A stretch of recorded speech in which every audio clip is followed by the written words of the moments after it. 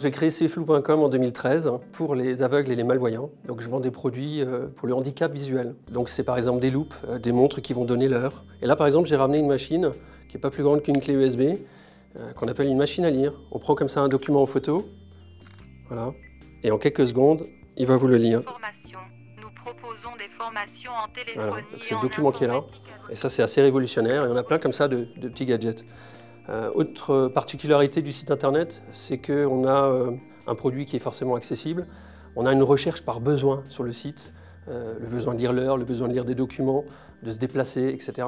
On prête du matériel, donc par exemple ce produit-là, on le prête pendant 8 jours avant de prendre une décision d'achat. Et l'autre particularité, c'est qu'on est les premiers dans le monde à lancer de la location de matériel dans notre secteur. Voilà.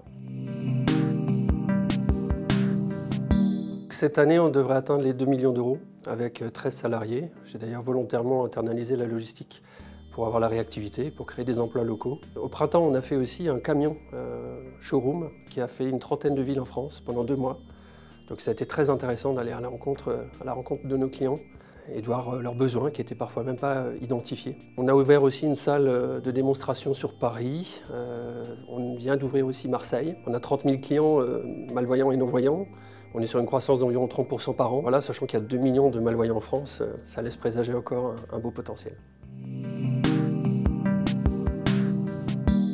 Alors c'est venu par mon beau-père qui est déficient visuel.